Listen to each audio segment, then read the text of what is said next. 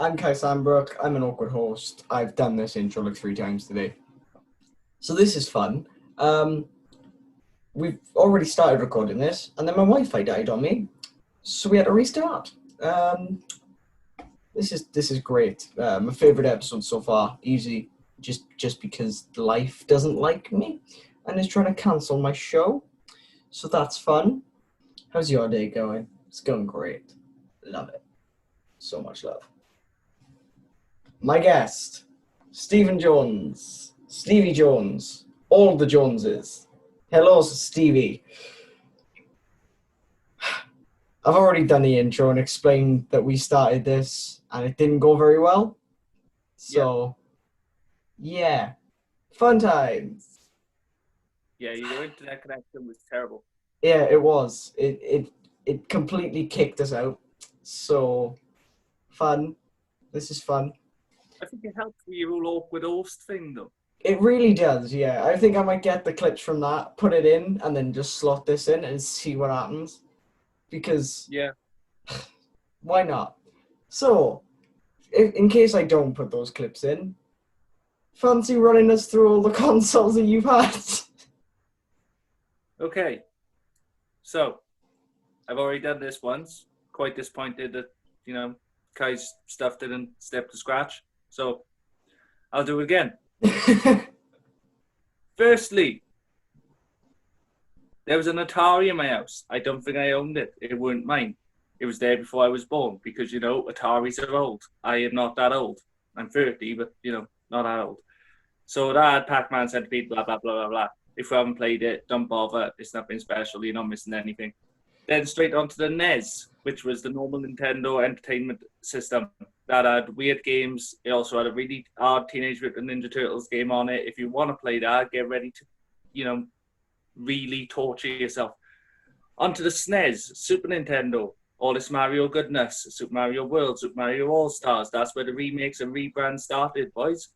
Then you go on to the Sega Master System and Sega Mega Drive with all its Sonic, Collect Rings, Spin, Spin, Spin, Emerald Hill Zone, Green Hill Zone, all the different hill zones. Then on to Nintendo 64, polygonal graphics. Everyone was shaped like a box. Lovely games, but the graphics are terrible. Now, on to the PlayStation, Tomb Raider, Lara Croft, funny pyramid-shaped parts.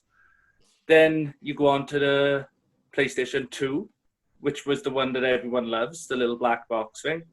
And, as long as it didn't start making weird sounds and stuff, and then you knew your one was on the way out, because there always used to be a moment where you'd have this load-up screen, and if a disc weren't going to work, there'd be a slightly different sound. The dreaded sound. Yeah, dreaded sound. The CD looks perfect. You're like, oh, there's nothing wrong with the CD. You put it in and you're like, oh, it's almost started. Whew. And then it goes all red and you're like, oh no. Then I had a GameCube, which was a funny little purple or black box. You had tiny little discs. Not many people owned them, but they were one of the best consoles ever. People really should have. They had some really good games that get completely overlooked. Then you go on to, where was I? Okay, Xbox 360. Also another lovely console. But you had the Red Ring of Death, which, I had happened to me in about 3 of them.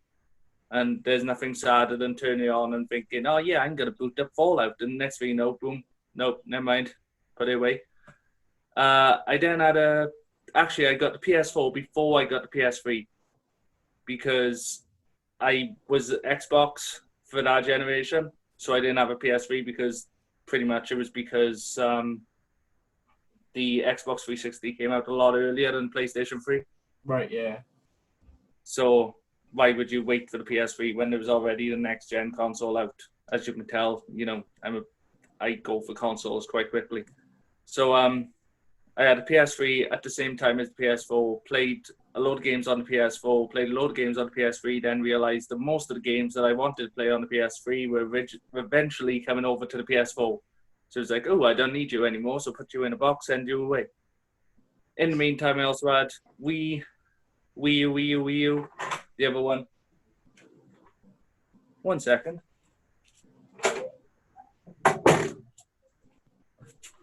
my lovely children.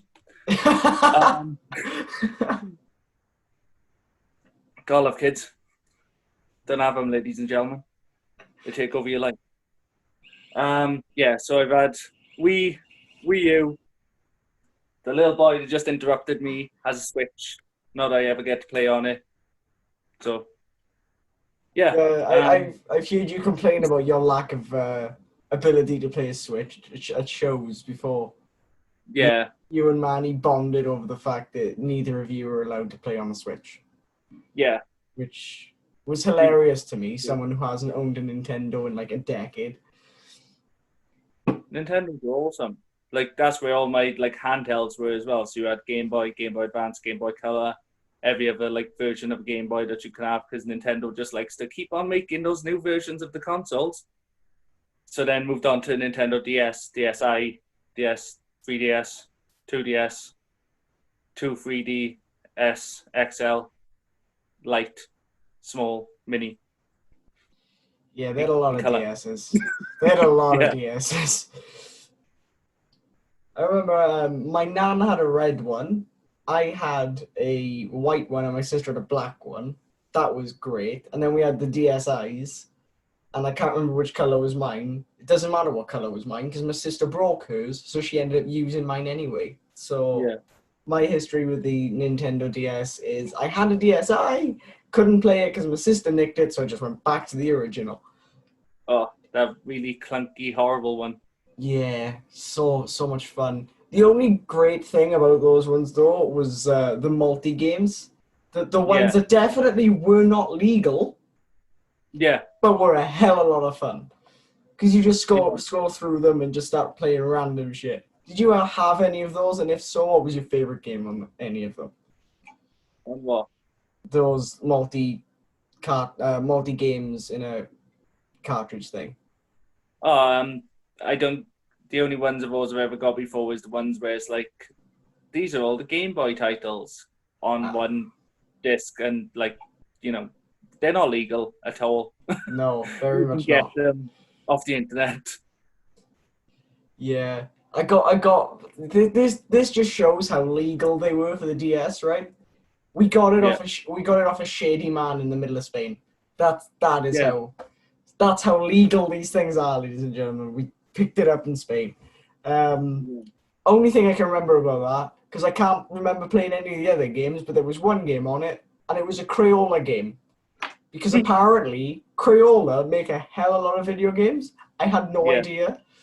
But, like, that's the only thing I can remember. That's my one Nintendo DS memory.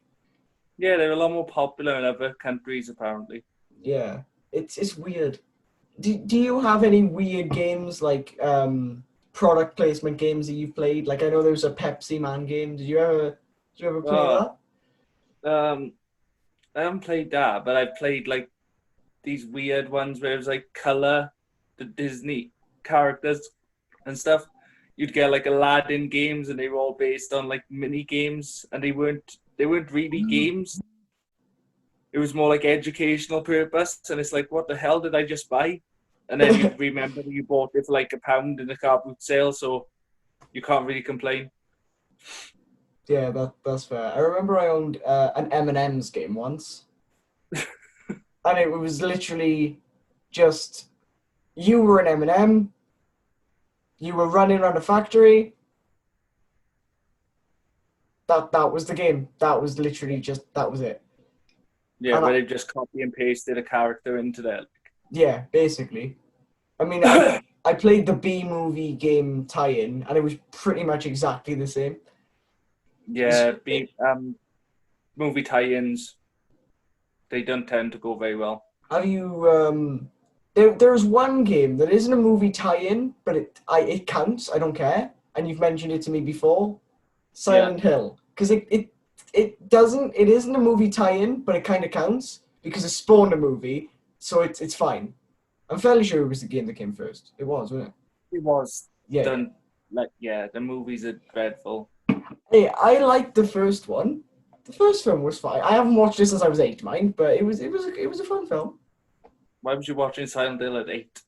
Because I'm an idiot, Steve. It didn't affect me, so it's fine.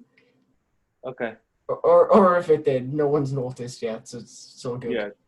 Don't call Silent Hill a tie-in. No, I I kind of didn't. like it. It's changing. Hey, I said it isn't a tie-in, right? I said, but it kind of counts because it came, it spawned a movie. So listen to what I said, and then don't hate me, please. Yeah, but Silent Hill as a game genre was all about psychological horror. Yeah, You then got to the film, which was about wrapping people in barbed wire and like weird sex stuff with barbed wire. yeah. It was like Saw meets Yeah, it was that Evil weird. Dead, wasn't it? It was like Yeah, Saw and Evil Dead mixture. it was that weird time in horror where everything had to be about like cutting appendages off and Yeah, you know, because this was the early 2000s, was it? I think. yeah, So edge yeah, lord. Everything looks like a metal, album cover. yeah, yeah. Horror on this time was weird. I know you had like the Rage Carry 2, I think, around this point as well, and it was And they all complete, and they completely lost what like the games were meant to be because the games were all meant to be about somebody going into this town. This town, there wasn't really that much wrong with it. But when somebody went into the town, their innermost demons and stuff would come out and become monsters. Whereas in the film, you've got busty nurses, like nurses with big boobs and etc. And the person making these characters is meant to be a tiny little girl who got burnt yeah, in a fire. Why is she making characters based on busty nurses? That was meant to be about some guy's like fetish for horny nurses because his wife was in comas, etc. It's not meant to be about that. yeah, yeah. They. I can't remember the movies too much because, as I said, I was a child. But I played the game again like 2 years ago. Yeah. Uh, yeah, one of the only horror games to make me go, nope, give me a minute. And I'd literally have to turn everything off and go, yeah, ooh, You made no. radio static scary. How do you make Yeah, radio static scary? it's, man, I don't know. But I want to ask you about the demo game that was released a couple of years ago. Oh, PT. Yes, that everyone got ultra excited about, and then legal stuff happened, and now the game's not happening, and we all got sad. And it became Death Stranding instead. Did it? Yep. Oh wow, you're far more intellectual about video games than I am. I literally just look at base. I look at base level, and I'm like, oh, that's really sad, and then leave it and forget the story. So Yeah, so the trailer, I remember it coming out. I didn't check on YouTube first because obviously people completed it in like seconds and managed to work out that it was this Silent Hill demo. But okay, I played it with my wife in the room, and she was and me. We were both just terrified all the way through it because at the time these were like ultra realistic graphics compared to like what the rest. Like I know PS4 and Xbox One and stuff. We're all like, oh, our graphics going to be so realistic you can't tell fiction from reality. And like most of their games didn't live up to our hype. But this no, trailer, it was like walking through a film, and like in a film you have no choice about whether to engage or not because the film will keep on going whether you press forward or not. yeah, But when you've got to do that walking forward, and don't forget this is before Resident Evil 8 did the old first person horror trope recently as well. This was really groundbreaking, having this first person horror that looks like a real house. At the beginning there's nothing weird about the house, you just keep on going through this corridor, and then yeah. like there's bodies and crying babies and singing babies and eyeballs and picture frames, and then that thing grabs you from behind and That is a very, very visceral, uh, in-depth analysis of that. I love that. it was a So, very quick descent from normality into madness, and it was weird. It really felt like you were like experiencing something rather than playing something. So, Jesus. I really like the way you went into that, actually. It's just like, yeah, you just walk into this house and then crying babies and weird walls and then something grabs you and Yeah, like, I mean, can we have you on a marketing team and just like you were the trailer for movies now? We don't show anything about the movies because the trailers give away the movies now. So yeah. we'll just sit a camera in front of you and just go talk about the film, and you just stand there like it's a bit rough, honestly.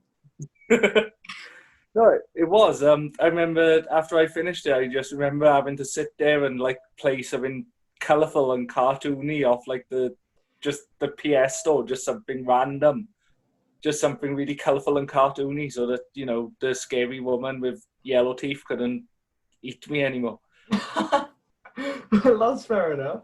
So moving on from Silent Hill, then, what games did you play on your plethora of consoles growing up?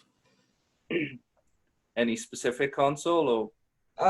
Well, let's go for your favorite console growing up, and then your favorite game on that. Okay. Favorite console.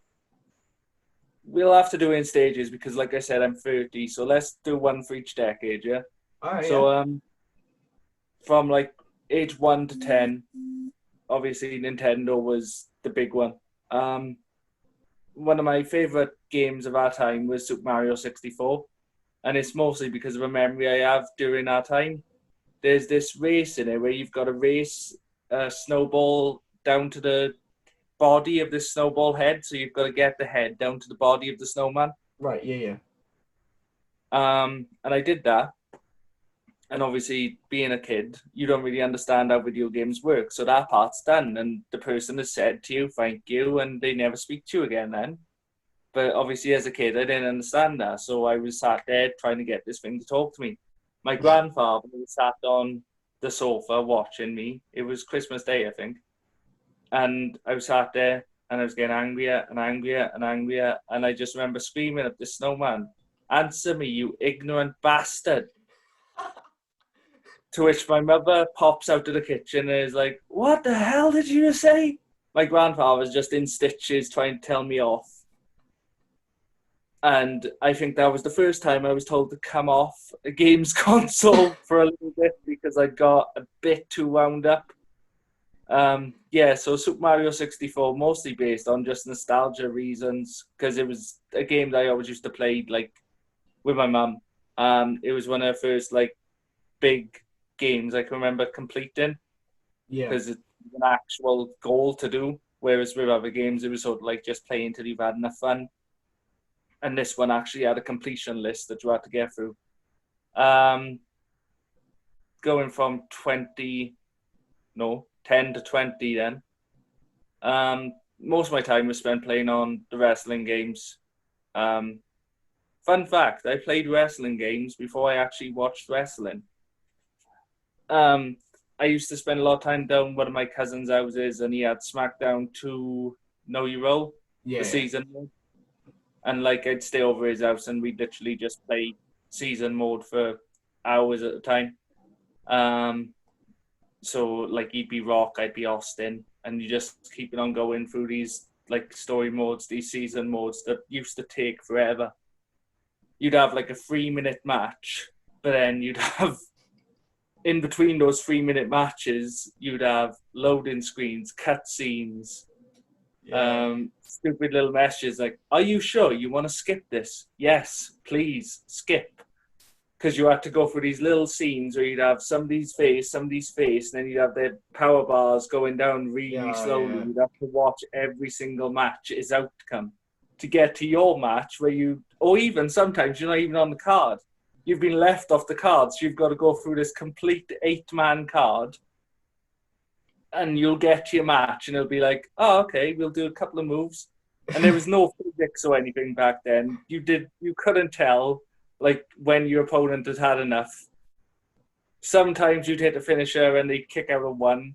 Other times you'd hit a finisher and they'd be knocked out. It'd be KO. Matches ended. It's like, what? I did like 3 moves. Why have you finished my turn? It's there was nothing special about. I think I remember the rock bottom being like an up and circle move because you could only have the one finish. I think it was, yeah. Because I played all the SmackDown games. Was it Know Your Role or was it Here Comes the Pain, where you could leave the arena, go down, get a train, and just end up in the middle of New York somewhere, just wandering about? Last year comes the pain, I think. I had so much fun doing that. Just walking Every year down comes the into the pain. train station. Every year comes the pain or shut your mouth. One of those two. Yeah, I love the SmackDown games. They Yeah, the haven't Smack. really recaptured it since. No, I think the last really good one I enjoyed was SmackDown versus Raw 2010 or 2011. Because then Yeah. they changed it to WWE 12, and I remember like it released with all these really bad bugs and glitches, so that sort of put me off playing those games then, Yeah. and that's when I sort of branched out into more games. So then say 20 to 30, best game from 20 to 30. Probably go with Phosphor Dark, go with Skyrim. Because you can pick it up on any console you want. In a couple of years, you're going to be able to play it on toaster while you're waiting for your toaster. Oh yeah. Slam out a couple of side quests while you're waiting for your toaster to pop up. Like, so yeah, it's either Skyrim or Fallout is probably my favorite from that time. But Skyrim was just huge. It was the first game to have, I think, miscellaneous quests where they just kept on. Yeah. They give you a thing to do, a place to go, and like a story, and it was just wrapped out of nowhere. It was like randomized. So no matter how many times you keep on playing the game, you'll never finish it. You'll Yeah, finish your I main know. quests and your side quests, but then there's that little misc bar that just gets all these weird ones like, oh, take so and so to a tavern, collect 50 goblets of fire. You know, Yeah, it had a few weird things like that to do on the side. I can never remember completing it at all, like ever, even getting close. yeah.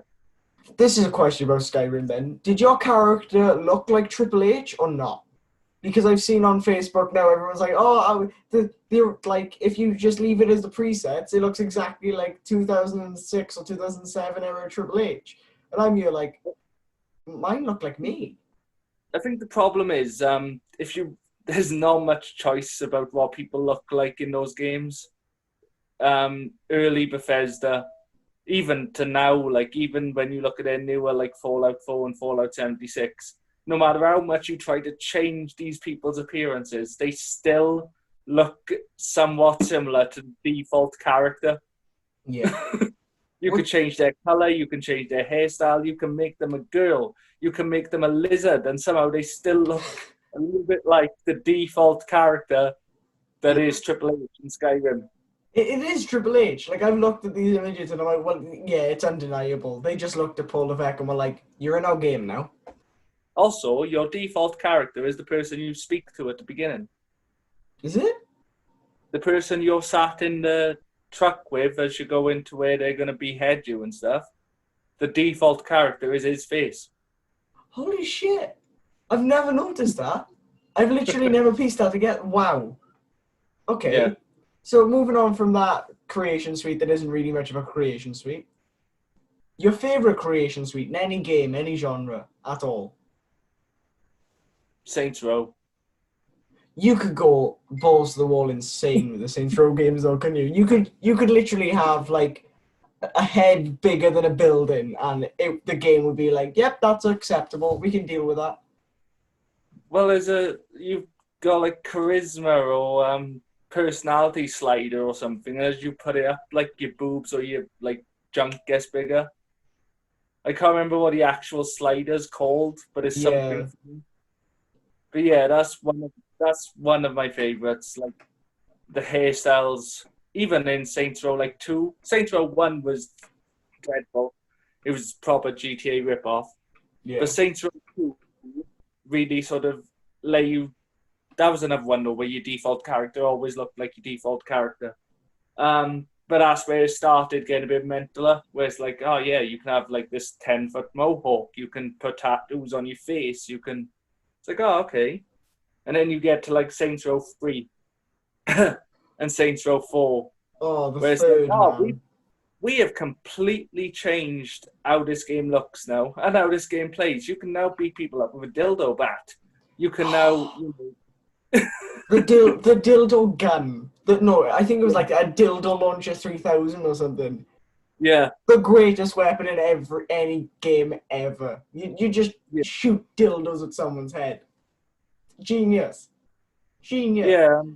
It went from this very simple Grand Theft Auto clone to just embrace the insanity and was like, well, Grand Theft Auto's gone really like serious.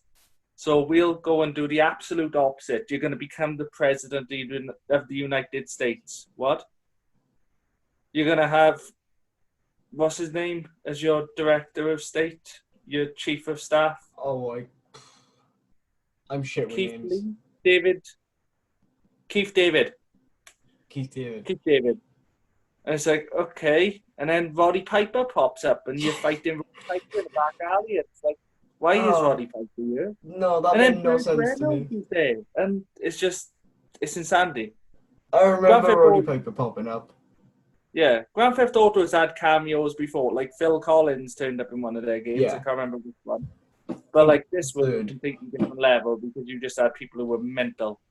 Yeah. And fighting Roddy Piper in an alleyway is a treat in any video game or in any reality, to be honest. Yeah. So what tickled me about that was the fact that he was there pretty much in his gear, just the kilt, the t-shirt, everything, just full Roddy Piper garb. And I'm like, excellent, fantastic. His music plays as he comes on the screen. It's like, oh, this is brilliant. I love it. So good.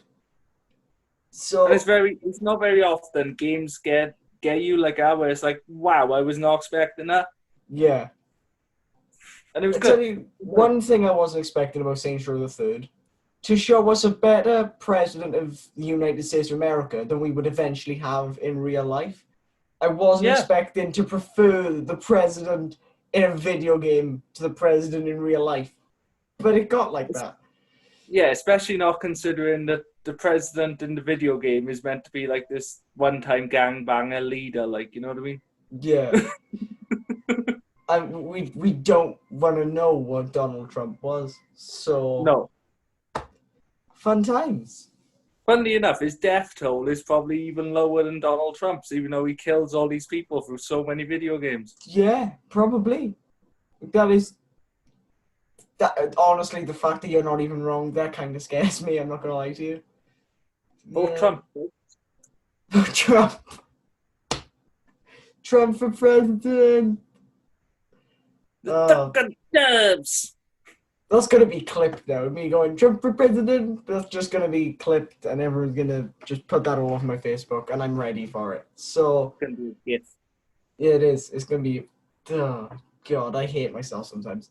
Anyway, moving on from Donald Trump. Actually, do you know if Donald Trump has cameoed in any video games? Because I know he popped up in Home Alone 2 in a movie cameo. Yeah. I don't know.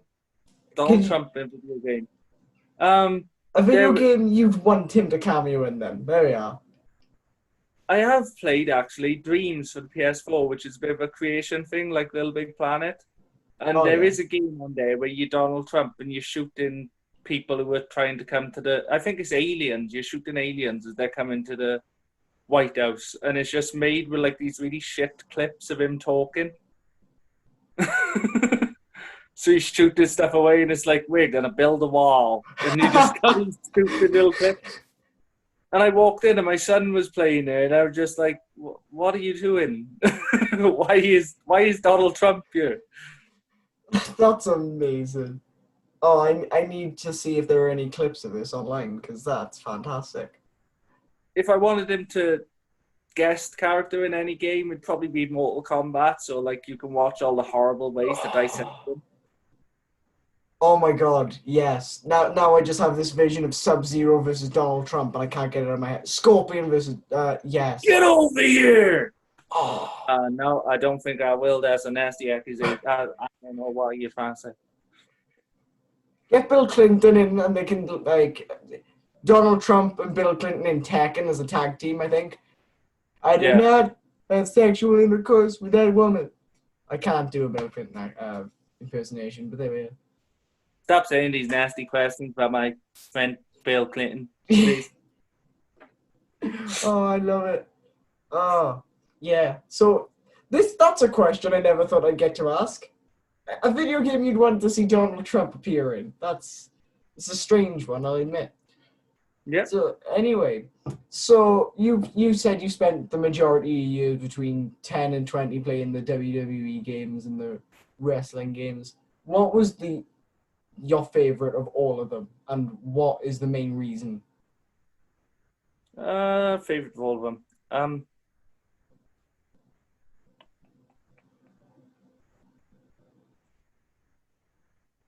My favorite gameplay wise is WWF No Mercy for the N64.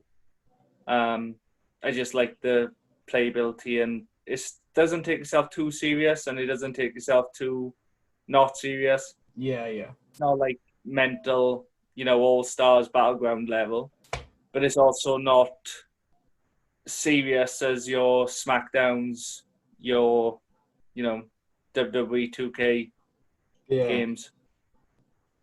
But yeah, No Mercy was always fun because it was one of the first games as well where you could edit your wrestlers and you can change their appearance and stuff. So it was a game that could stay relevant for quite some time. So if Chris Jericho had short hair, you could make him now with short hair. There was no having to remake Chris Jericho really badly in a creation suite. You could literally go onto the character Chris Jericho and go, "Oh, we're going to change your hairstyle now." Yeah. And that'd be allowed. And that's something that none of the other games have done so far. You're allowed to change their clothes to an extent. Just in some games, you'll get a weird foot glitch where their feet are weird. Yeah, that's weird. Yeah. In this game, you could literally change anything, and it worked perfectly, flawlessly. The graphics weren't great, but there's still mods being made today now on PC with better graphics and up-to-date rosters. And it's mad how this one game is still played now, but it's because, as you said, because you can change these little details on everyone. Yeah, I know. Sorry. It was one of the first games to allow people to have multiple finishers as well. So you'd have a finisher in a standing grapple, you'd have a finish in a back grapple, you'd have a finish from the top rope. Everyone would have a finish from any situation. So, it was the first game where you could go, "Ooh, I've hit the rock bottom. Now I can do the people's elbow." And then if I want to lock him in the rock's really bad sharpshooter, I can do that too. Oh, that is a really bad sharpshooter. It feels like the WWE games massively devolved from No Mercy then. Yeah. Because there are features from that game that, as you said, aren't even visible now. And we're what? 22 years? Well, 29? No, not 29. 21, 20 years later? Yeah. They've just got so focused on hyper-realistic graphics and hyper-realistic gameplay. It's that's not what people want. No. If you wanted to see WWE as WWE is now, you'd watch a TV show. You'd watch a TV show and pretend that you're playing, you could pick up a controller and pretend that you're playing these matches if you want to. What you want a video game for is to be able to have fun with these characters and to make your own worlds and to make your own stories and to, Yeah, that's why everyone... on the product you're getting given on TV, not live the product you're being given on TV. Yeah, that's why a lot of people got annoyed. I think it was 2K14. That was the last game that they had a story mode where you could build your own stories. And then they came out with the career modes and everything, which it's not what anyone wanted. No one asked for it, did they? No. 2K14, I think, was the one with the 30 years of WrestleMania, wasn't it? Yes. And I love that mode. Yeah, you had, all these brilliant guys. And if you're going to do a Legends roster and stuff, that's how you do it. Yeah. You play matches. Nobody wants to play nobody wants to play the Women's Revolution. There's about 4 good matches. Even the Daniel Bryan storyline the year before. Nobody wants to play for the entire career. You've seen these matches. You know the outcomes. WrestleMania 1 to 30, even if you're the biggest WrestleMania fan ever, the chances are there's some in there you haven't watched. Yeah. Or there's some in there you've watched so many times, it's like, I really want to play through that memorable moment. I Yeah. really want to be the Undertaker ending Shawn Michaels' streak. I really want to be, Hulk Hogan slamming Andre. I really want to be Edge spearing Mick Foley through the flaming table. I don't want to be Daniel Bryan So beating good. Big Show on a random episode of Raw. Yeah.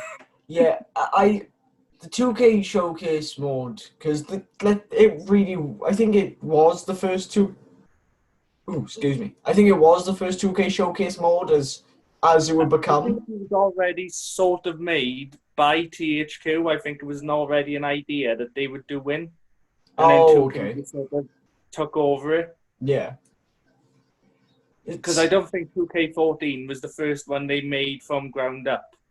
I think the next one was the one that they made from ground up, which was 2K15. Right, yeah. And it shows. Yeah. The graphics got so much better. Fair play. Yeah. John Cena, I remember seeing a screenshot of John Cena and Randy Orton, and they looked so Yes. realistic. It was insane. It was mad.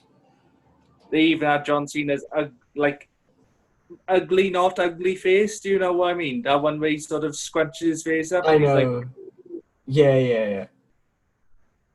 Cena AA, Cena pin, 1, 2, 3, Cena win. Okay. Caveman Cena. I don't know why your version of John Cena is Arnold Schwarzenegger for the rest of us, but you do you, my guy. Yeah, you go. Yeah. Now I can't unsee John Cena as Arnold Schwarzenegger. Thanks, Steve. You've just ruined John Cena for me. Great, fantastic. If you want some, come get some. Oh no. Oh. After his WrestleMania segment with Elias, he really just whispered in his ear, "I'll be back," and then left. Yeah. And hasn't been back since, I don't believe. Wrestling. No, I don't think he has. Yes, he has. He did the Firefly Funhouse match. Oh, of course he did, yeah. Why did I forget that? I love that match. Now, see, that's the sort of stuff that should be in video games. Yeah. That's the sort of crazy we want. We don't want Samoa Joe with a bionic arm. He's What not the fuck was that? He's not Jax. Yeah. It had, I started playing that mode and I was like, okay, it's cheesy, it's cringy, but I can really get on board with this. Yeah. And then they just, X-Park turned up and it was like, oh, okay, cool, X-Park's here. We've got another game where we can't have a full DX, but yeah, X-Park's here. Cool. And then it just descended from there into, there's this Ronda Rousey rip-off character who's also got a metal arm, and then Samoa Joe's got a metal arm. Yeah, I never understood that. I just never... Nobody's aged, even though it's 20 years into the future. Everyone looks exactly the same. Yeah. R-Truth should be on a Zimmer frame by now, but he's still there looking exactly the same as he is now. To be fair, I'm fairly sure R-Truth hasn't aged since he was 3. Genuinely. Yeah. I believe he has looked exactly the same through his entire life. No, but it's would it be so hard to do other models for these characters with just grey hair? Yes, it would be very difficult because I think that even the developers can't customize like that. So yeah. it is what it is. They can add them a metal arm, and it looked really bad. Why did they even do did they explain it in the mode why they had metal arms? Because I can't remember the reason for it. Because he had an injury to his arm, so I think they just sort of ripped it off and put a metal one on instead. What was the reason for the other girl then? For Brooklyn? Yeah, her. Yeah, I don't know. Really, I lost interest by that point. At that point, it was just finishing it so I can get a trophy. Yeah, pretty much. No, I love it because it did start off, as you said, it was goofy, it was dumb. He got his tongue stuck to a barricade. It's just stupid, dumb fun. And then they started piping in this unneeded drama with the letter and the parents and yeah, they tried. Oh yeah, your parents are actually dead. It's what? But you're trying to give this really heartfelt, dramatic story, and then Samoa Joe's got a metal arm. I'm sorry I keep on coming back to it, but Samoa Joe had a metal arm.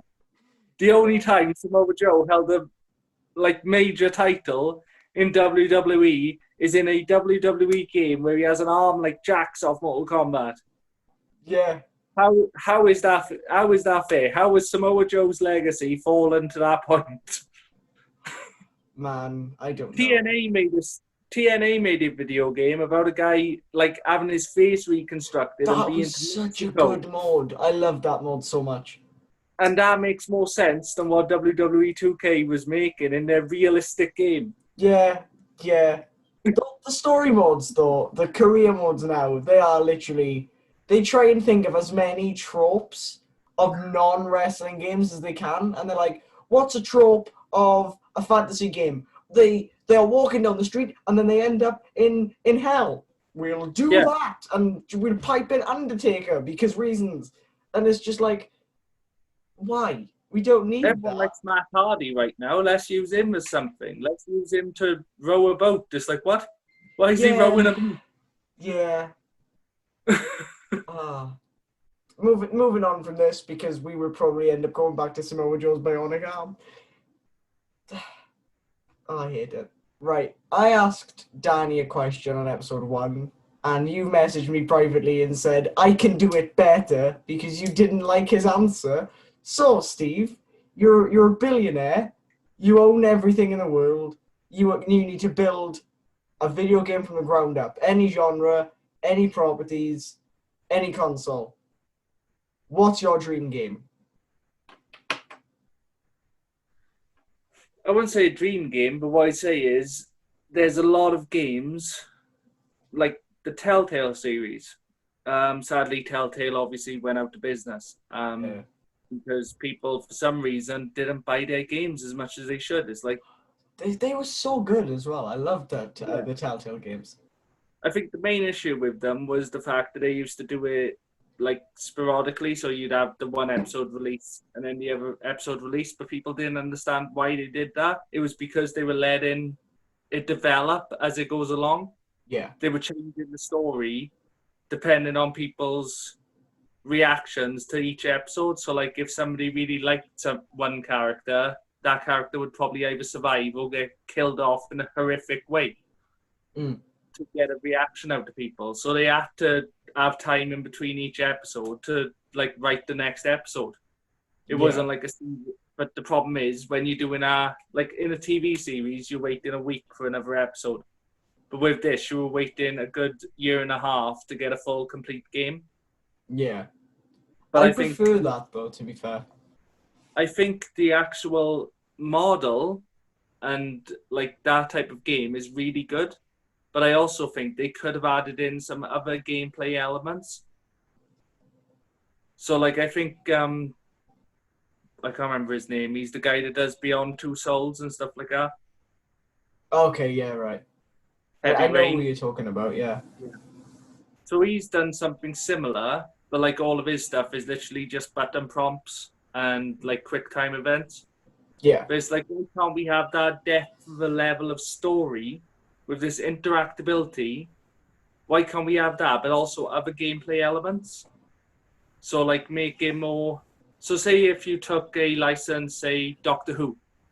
Yeah. So you have a lot of these story elements where you got to make choices based on the events happening, but then you have action parts as well, where you actually have to fight aliens, you have to fly the TARDIS, you have to do other stuff. You have to run down a really long alleyway or a really long hallway.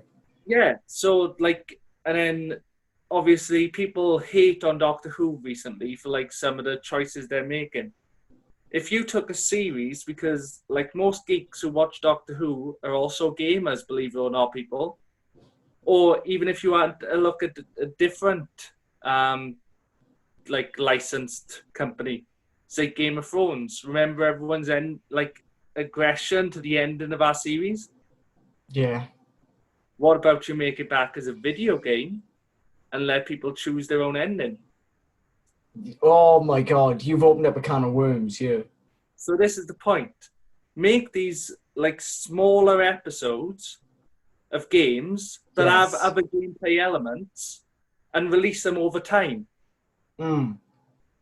But have more so that people, where you've just done so you've done the story parts, you've done the part where you make choices. Yeah.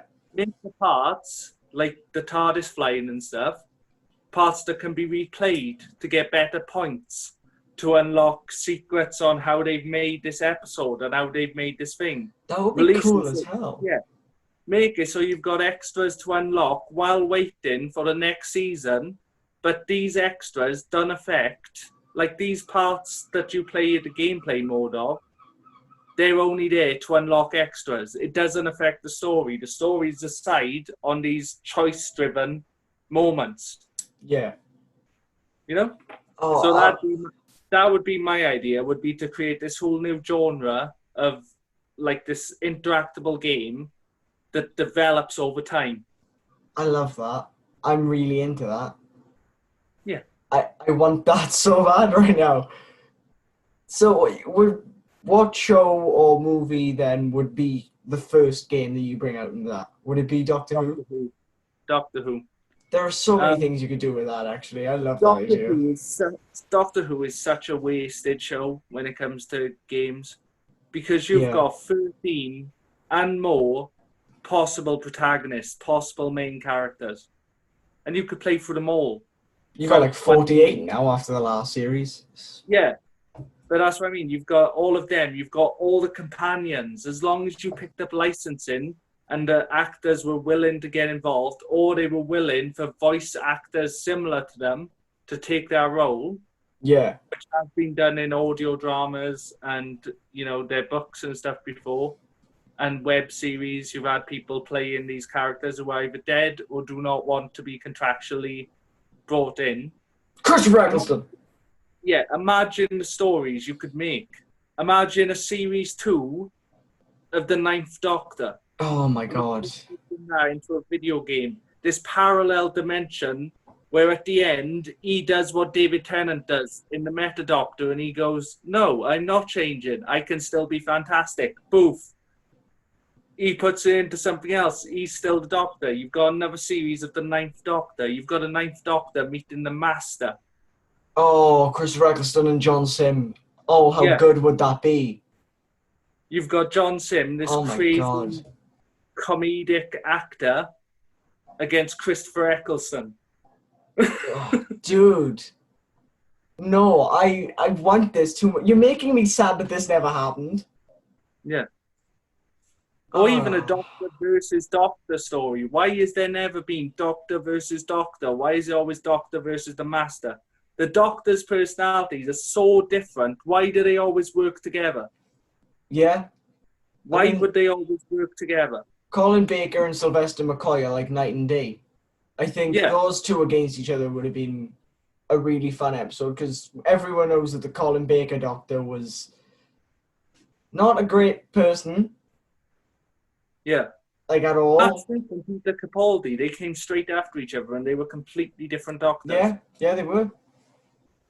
If you took dark Peter Capaldi from when it looks like he was going to become the Valeyard and have him on a story against the chirpy, happy first series Doctor of Matt Smith, they're not going to get along.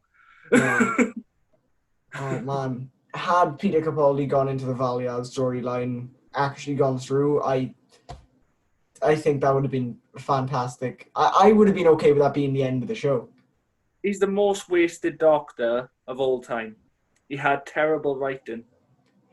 They didn't know what to do with it. Had my favourite episode though. Which was? Heaven Sent. Is that the one where he's punching the wall? Yeah. So, it's just for the story beats in it. Like, I'm watching it as, like, someone who wants to write for TV one day. I'm watching that going, this is masterstroke. Because it's not very often you get a Doctor Who story where there is no companion. Yeah. And not many Doctors can carry it on their own without the companion. You need that person for the audience to engage with. But I think they've done such a good job of making Peter Capaldi doubt that he was even the Doctor anymore. because he keeps thinking he's not a good man. He's, you know, he's not the best that he could be anymore. He's not the Doctor, really. Yeah. That this whole episode is just him sort of going, I am the Doctor. I'll get out of this situation. I'll get out of this situation. I can save everyone. Today, not everyone dies. For once, everyone lives. It's that whole, you saw Eccleston, you saw Tennant, you saw Smith, you saw all of them throughout this one episode trying to break through this indestructible wall. Yeah, because you had the Eccleston part with the whole, I hate myself, I'm a broody, dramatic grr. And then you had the sort of, I'm fantastic, I'm going to do this, I'm, you know, Time Lord victorious callbacks.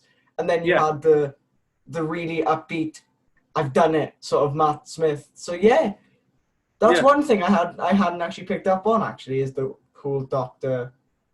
He used them all.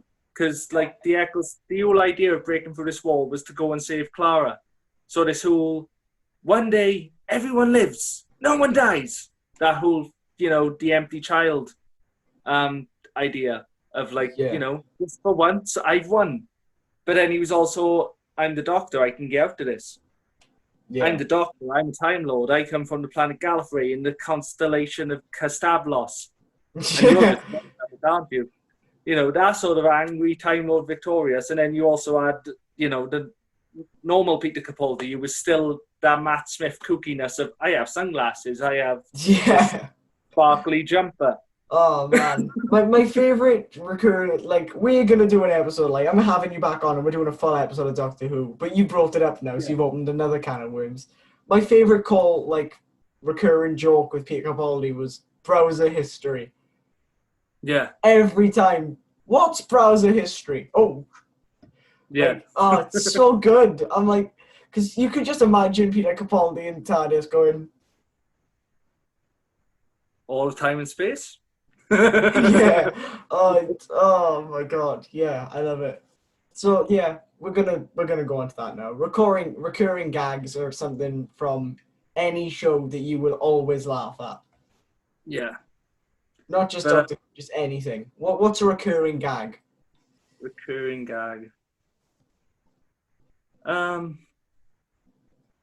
Probably Blackadder. Blackadder did it really well. There were so many recurring gags. Yeah, Blackadder was one just recurring gag, like, just in general. Just the writing of our series was just, how could you have 4 different series in 4 different time periods and still make these characters so similar? The cast was just fantastic with it as well, though. Oh yeah, but like, I love the fact that, like, through every series, Baldrick got dumber and Blackadder got smarter. Yeah. Oh no, I remember watching it. Oh, I remember watching it with my dad, and he was like, watch this," and I was like, "What?" And Baldrick would just say a line, and we'd be in stitches. I've got a cunning plan, my lord. Oh, there is nothing like a good British comedy. So we'll go on to, screw it. This really is a prime example of what Topic Thunder is. I don't have a set list of what we're going to talk about. If we end up talking about it, we talk about it. British comedies. Your favourite ones and why? Okay, so Blackadder, obviously, as I said. Yeah. I'm a huge, because obviously I'm my background is English and creative writing, literature. I got a degree in it. So Shakespeare and stuff is like a big thing for me. Yeah. And the malcontent and the Machiavel, and Blackadder is just this complete brilliant version of a modern Machiavel villain, where he's like, he hates everything, but he also wants to be a part of everything. He wants to be history. Yeah. He wants to be in history, but he hates everyone around him. And he hates having to suck up to these pompous characters like Melchett in the 4th and the Prince Regent in the 3rd. Yeah. Played by Laurie. And the Queen in number 2. I can't remember who plays her, but she's absolutely amazing. Oh, I'm trying to think now. Is her nose as pretty as mine? Because Yeah. if it is, I'm going to have to chop it off. And we wouldn't like that, would she? Could you imagine her without a nose? Imagine when she got a cold. It'd be a hell of a mess. Ew! What was your favorite Blackadder series season then? Fourth. Yeah, it has to be goes fourth, isn't it? Just for the last episode, I'd say, because that is Yeah. just so good. Yeah, There's so many feels. You've got all the recurring jokes. They're still being who they are. And I think Baldrick comes out with, I'm scared, my lord. And it's just like, oh, I know. even the most stupidest character knows what's coming. Yeah, And it was just such a good way of talking about World War and making it something that you'd want to watch rather than something that's like so grim and disgusting you don't want to watch it. yeah, Still getting that message across that this was completely pointless, that these characters were just, these characters who, could have been people pretty much. They were people. These were just people on the front line and they were just sent over and it was made out to be this glorious battle plan and they get gunned down in seconds. And it's not like that's the end of Blackadder. That's not just those 4 versions of those characters to get gunned down. It's every single version of those characters that have come before because there's not going to be any more of them. yeah. And just to see a show that's taking itself so stupidly over time to go, oh, we're going to do one serious episode now. We're going to make you cry. And it's like, I don't want to cry. Every episode, every time I watch that episode, if I don't cry, I have to sit down for about 10 minutes after it going, ooh. Yeah, because it's an entire episode of Blackadder just trying to get out of it. And you're like, he always gets out of these situations. He's not going to end up in this situation. And it's like, the last 5 minutes, it's like, we're running out of time here. Come on, guys. Yeah, get out of it. Come on, move. And then it doesn't happen. But I think that's what British humour and British comedy shows have done so well. If you look at a lot of British comedy shows, they have a lot of episodes that will pull at your heartstrings. Another one I can think of is probably Only Fools and Horses, like when Grandad dies. Oh my god. Yeah. Oh no. And you bring in Uncle Albert, who's like this, he's a brilliant character and he makes you laugh. But at the end of it, it's still the fact that Del and Rodney are dealing with this character dying. And it's not just the character that's died, the actor has died. Yeah. He died during filming. And,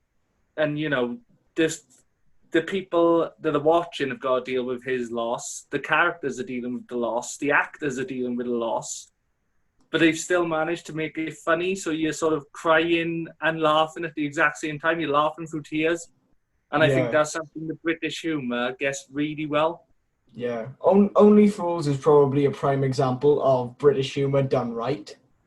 Yeah. Because you have all of the aspects of it. You have the sort of down on his luck protagonist who doesn't always do everything by the book, but it's lovable because everyone knows a Del boy. He's not a bad guy in the series, is he? You know what I mean? No. There's actual bad people in the series. Yeah. And he's just sort of the unlucky one that gets dragged along through most of it. What would you say then is the most quotable line from Only Fools? Mine will always be the sweeping brush. It's only had like 17 new handles and 17 new brushes or something. I love it. I think it's just the main one, the one that Del says all the time, which is, by the end of this year, Rodney, we'll be millionaires. That's something the British humour does so well, like you said, with these quotable lines and these recurring gags. It's always the same line, and you sat there and it's like, when you're watching a film or you're watching a series and you're like, oh my God, they said the title. They said the name of the theme. Yeah, cheap pop, like. Yeah, cheap pop. And then every time he says that, you know exactly what's going to happen, and they're not going to be millionaires, even though they do get to be millionaires at one point. But, it's it's just the catharsis of this line every time. And it just reminds you of, like, even though the show changed a lot, like if originally started as a really short comedy program, each episode was sort of its own little story. There was no recurring characters really. You had the main cast and that was about it. You had Trigger and a few others who popped in, but there was no real story to it. Yeah. Nothing really transferred from episode to episode. But then as it got further on, you ended up getting these girlfriends and these wives and like this other cast of characters that always seems to pop in, and they've got stories. Like you've got the rich guy, I can't remember his name all the time, the one with the mustache. Yeah, oh my god. Every Boise. time, Boise, every time you say a name, I'm like, I'm not good at names, Steve. You should know this by now. You've got our story of like him and Marlene not being able to have kids. Yeah, Marlene. And I think that's one of the first serious ones that sort of comes through the series. They have a few jokes where they're like, oh, he's shooting blanks. But then it gets really serious further on. It's like, oh, okay. Yeah. We're really dealing with some, and I think that's another thing British humour has done really well. It deals with these really big issues. Yeah. Like, I don't know if you ever watched it, but Skins, the teen drama series. Yeah. Like, at the core, it was all about sex and drug use and, you know, just teens being horrible. But some of the stories they dealt with were insane. Like, and it was in this show that was like comedy and, you know, just teen frivolous crap. People had these stories like bulimia in the first series. You had one of the main characters, Chris, dying of a brain tumor in the second series, and it just comes out of absolute nowhere. 1 minute he's fine, and then he's like, I can't remember my name, Cass, and it's like, what? And then all of a sudden he's bleeding from his urine. It's like, you've just no. Yeah, this is a like, know what show you are. This is a comedy. Stop killing off our characters. But yeah, you're right. Britain does that really well. Like, we deal with morbid stuff in our comedies really well. 2 pints of lager. One of the most stupid programs you could get, like for the first series, and then it goes with the fact that like, oh, that kid isn't yours, and it's like, what? Okay, that's deep for this. And then it's like, oh, Johnny got hit by a shark. It's like, I've heard about jumping the shark, you know, like the Fonz did, and changed the idea of like shows going over itself, but he got hit by a shark. It's ridiculous, but at the same time, it's like, Johnny's dead. You killed off Ralph Little. How dare you do that? Yeah. One of my favorite shows, if we're talking about like serious topics then, and we're going to go back to one of the doctors with this because you know we have to. The Thick of It. Did you ever see it? No. That's Peter Capaldi's one, isn't it? Yeah. It would deal with all these like really poignant social issues. Like there was an episode about evicting people, and Peter Capaldi just says, "Oh, for fuck's sake! If we're gonna throw everyone out on their ear, then I might as well go out there, sit in a bin or something, and put a cheeseburger on my cock." Like, it's just a random line, but it is like that, and so I think British humor does that really well. Where we look at like big things happening right now, when we're like, right, that's serious. Let's get that message across, but let's also make it a little bit weird and dumb and stupid so that people can laugh at the expense of those doing it. Like, yeah, well, just British TV in general does it, doesn't it? Because like Peter Capaldi again as the Doctor is War Speech. Oh my god! You've got ISIS happening all around the world, and you've got people wanting to just kill people for no reason. And then he just goes off with his speech about all anybody has to do is listen. Yeah. That's all you have to do. You can kill each other as much as you want, but at some point you're going to have to stop and talk.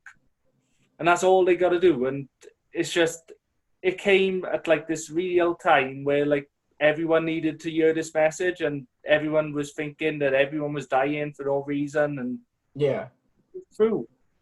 And then you come on TV and you're like, oh, I'm Saturday night. I'm not watching the news. I'm going to watch my normal TV program. And then all of a sudden it's like, oh, wow.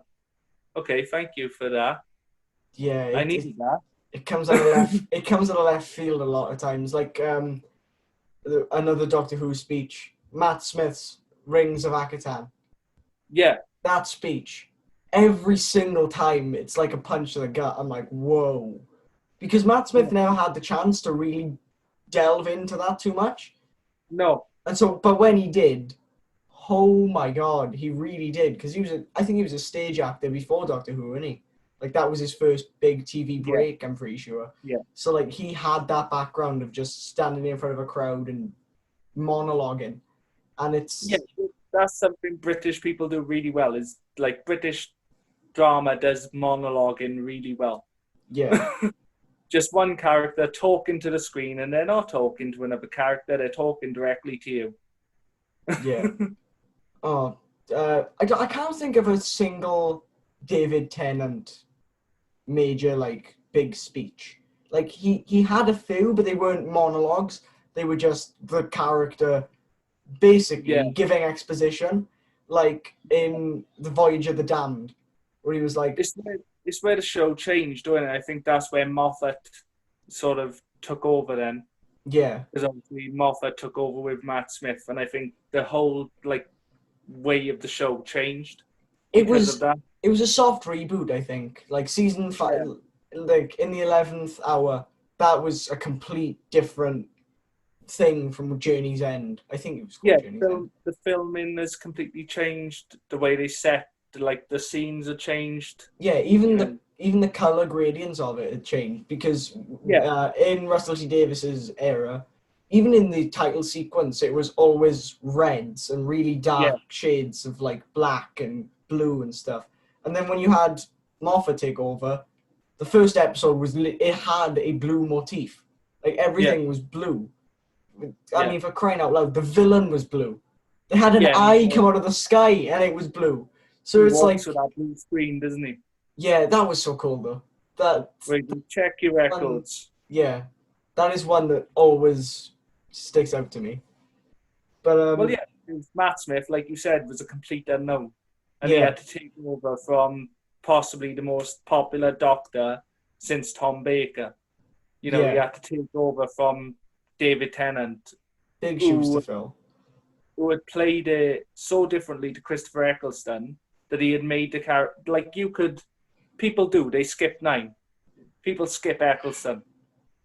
I know, That's like if you that's understand a the story, tragedy to me. yeah, but you can do it. That's the point. There's such a difference between Eccleston and Tennant. You That can, but you shouldn't, you shouldn't. because Eccleston You had shouldn't some of at the all. best episodes of the revived series.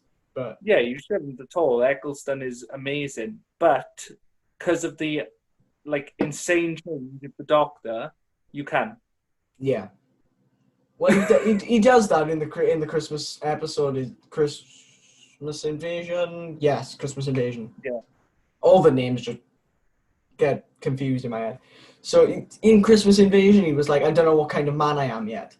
And by the end of yeah, that episode, he was like, no second chances. That's the kind of man I am. And it's like, yeah, well, Christopher Eccleston was basically all about second chances if you really look at it. yeah. Because The Father's only Day, person, the only people he didn't give second chances to was the Daleks. yeah. Because with Rose massively screwed up in Father's Day. And he kept her Yeah, around. yeah, And she didn't even fix the story. She was not the hero of that one. Pete was. So it's yeah, like, he would always give second chances. And I think the only character he didn't give a second chance to other than the Daleks was Adam. Do you remember yeah. that The one who awful upgraded subplot himself. with the alien eye and The one who upgraded himself. so Just make sure people don't click around you. yeah. But it's oh man. The first series, as good as I view it, it had some it had some, didn't it? It did have No, but a few I did like I goofs. did like that little storyline because it was the point that he couldn't fix him. Yeah, It showed you that like not everything could be fixed because a lot of the series is him just going around fixing everything, and yeah, then in this situation, it's like, sorry, I can't fix you. You made a bad decision. You gotta live with yeah. And like Eccleston is probably the doctor that did that the best. Yeah. I could talk about Eccleston for a week, and we will. We'll have to do an episode based on Doctor Who completely. Yeah. So today, what are we talking about? We're talking about video games, wrestling games, the Silent Hill movies. You've ranted about. You haven't. Well, no, you haven't actually. I thought you were gonna rant about video games. That's why I had you on. I was like, just say bad things about the genre. Go. Okay. A genre you hate.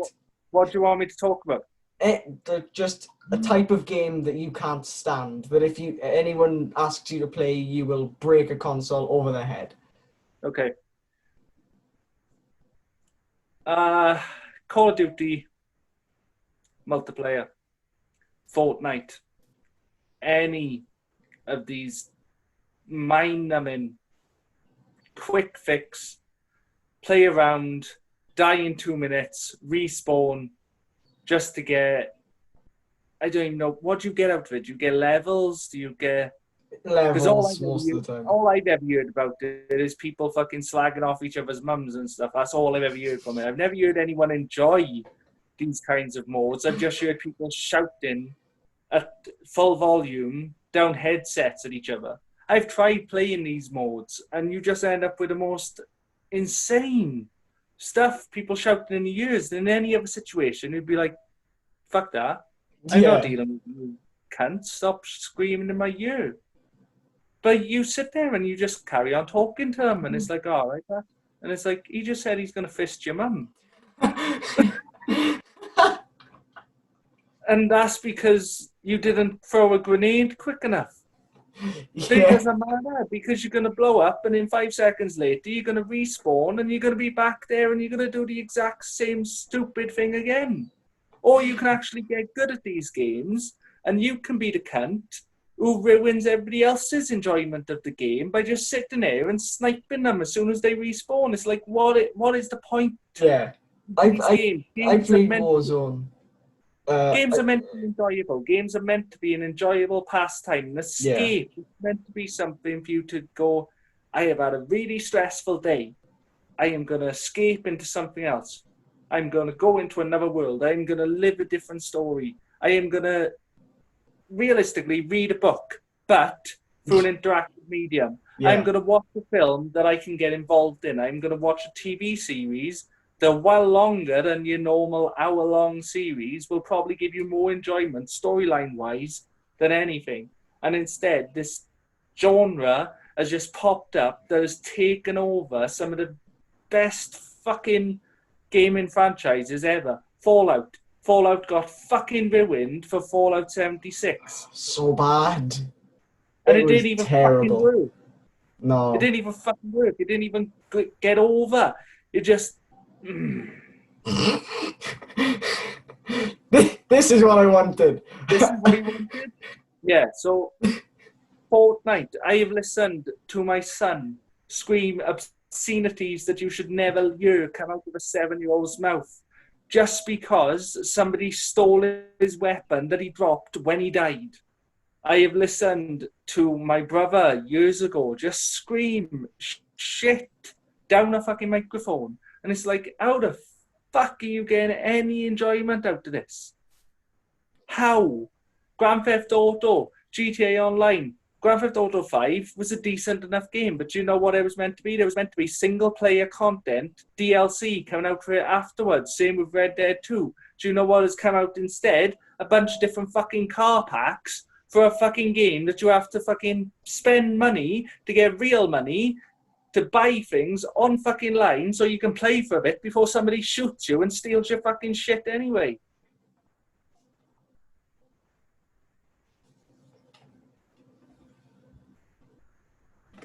Carry on.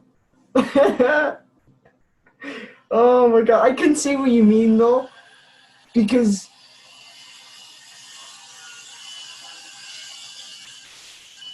fucking rude. Fuck is that? Someone's just being noisy. I think it's like they got a saw or something, or a drill. I think it's a drill. Or a drill saw. Screw it, it's something and it's loud. Nice. Yeah. And it's done. Okay, cool. So So yeah, I don't understand why these games get, because the problem is the more people buy these games and more people that buy into this fucking shit, the more gaming franchises they're gonna get fucking ruined to allow for these sort of games. I think not this Call of Duty, but the last one beforehand, didn't they completely scrap the single player campaign mode? I have no idea. Yeah, like the single player campaign mode is never fucking good anyway. I've played them, I've played a few of them, I've completed them. The single player campaign is only about 7 fucking hours. Yeah, And Battlefield had the better story modes for me. yeah, Battlefield, you actually feel like you're this one soldier who's going through fucking hell. Bad Call of Company. Duty, Call of Duty, you can literally press forward, and as long as you don't walk into gunfire, you will be fine. You do not have to interact with anything really to complete these games, and it just makes me sad. Yeah, I can understand that. One final question then. Did you play Battlefield Bad Company? No. I've never met anyone else who has played that game. Oh, literally have never met anyone else who's played that ever in my life. But yeah, think about what's your favorite video game franchise of all time?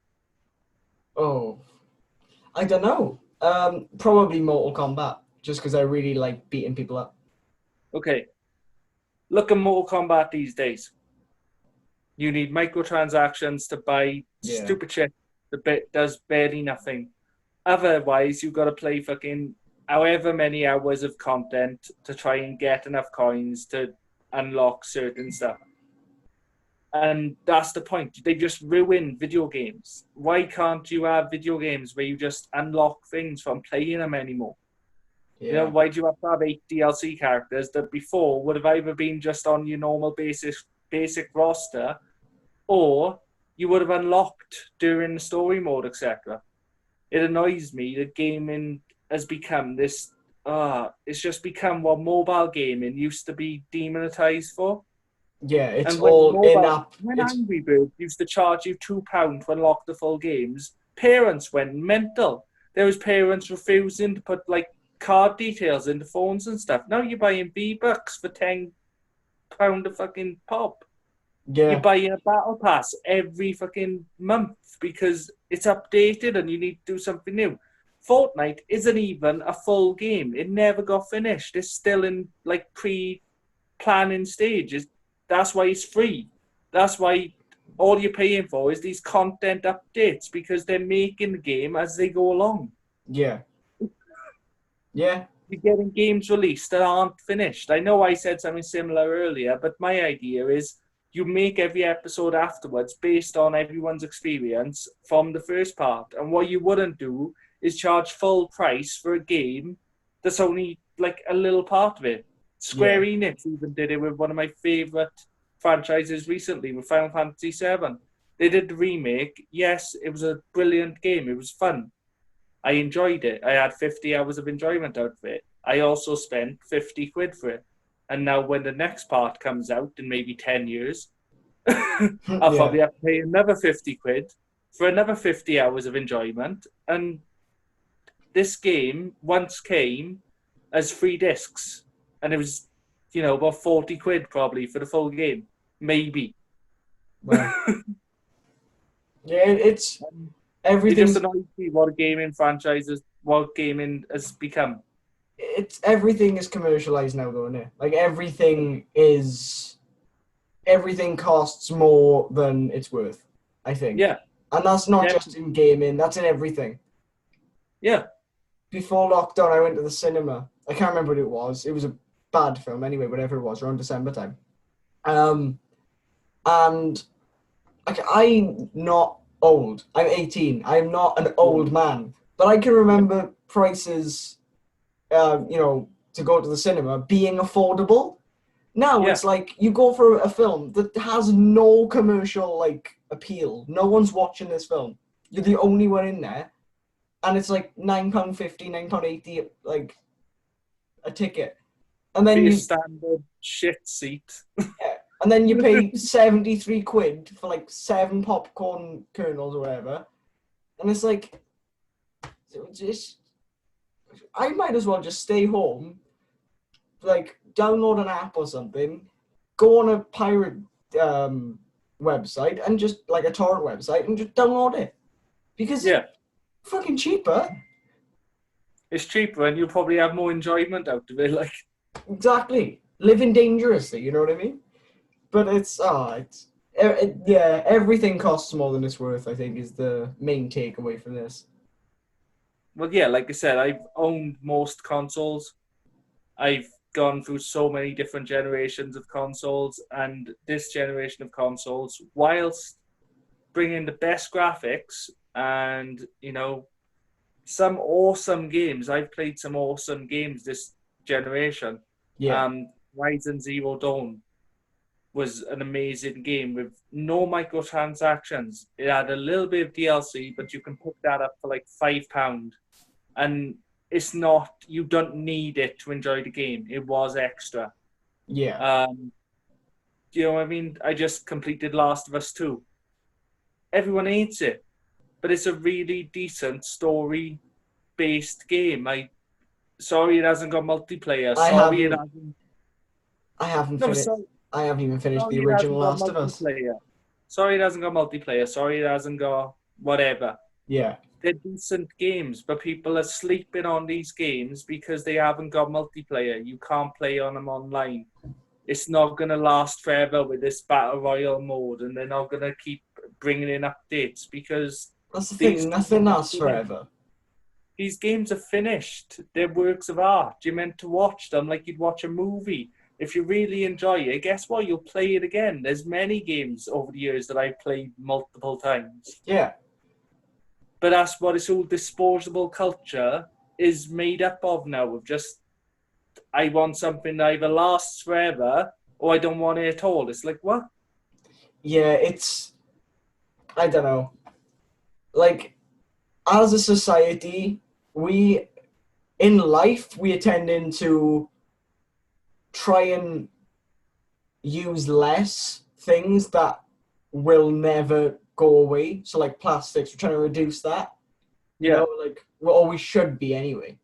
And we're trying to use these disposable things that will degrade and, you know, just disappear over time. Like, but it's the opposite of that then it's what we use as our thought process in society is completely different to what we use in media and when we're actually buying something. Because we want something that will last forever, as you said. And it's just not a feasible way to do it. Because we're not going to have these, you know, video game production companies working on one game for like 10, 15 years. It's not going to happen. No, but people are expecting so much of video games now. They want the absolute best graphics. And it's like they can work as hard as they want on the graphics, but if the gameplay and the story is shit, like Last of Us 2, graphically beautiful, story good, gameplay, nah. Yeah. Because it's so realistic and so hyper realistic, and like everything's it's just literally you walk down a corridor, you kill a few people, you watch a cutscene, you walk down another corridor, you kill a few people, cutscene. And that's what you've got these days, because these games are just trying to be the absolute pinnacle of what our console can put out. Whereas, like, just give me still the PS2 graphics, give me the Xbox 360 graphics, give me a SNES graphics. If the gameplay is good and the story is good, I won't care. Yeah. There are loads of people now that want companies to spend so long on one game. Like, they're like, if they can spend like 5 years working on this game, it would be amazing. It's like, 5 years. By the time the game comes out on the new console, there'll be another one in production anyway. So they might as well just wait and release it on that. Which Grand Theft Auto 5, perfect example. Yeah. They worked on it for so long, it got released for the one generation, and then they were like, oh, we can do better now, we'll release it on this generation. And now they're like, one sec, we weren't completely optimized, we'll put it on this generation. And it's like, no, just be done with that, make a new one, please. They're just milking it of everything it's worth. And it's worth a lot. It is the highest grossing game of all time. Yeah. And rightfully so. It's a good game. on the base, but it was a good game for 2013. We're in 2020 now.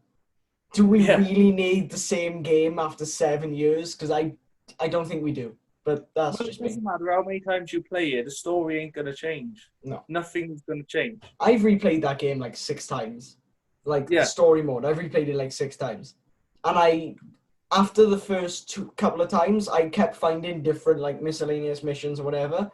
But it's when you find those, nothing surprises you anymore. No. So you're just playing it for the missions you enjoyed.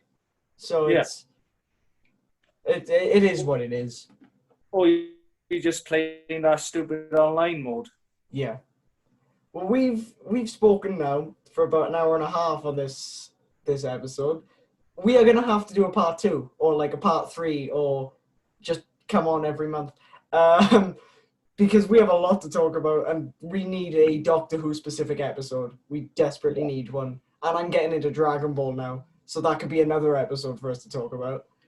Awesome. So, yeah, this has been the longest one, probably the most enjoyable one for me. I loved your little rant about multiplayer video games. Thank you for that. You're welcome. I love it. I'm gonna save that as a separate thing and possibly start releasing little clips from this because I loved it.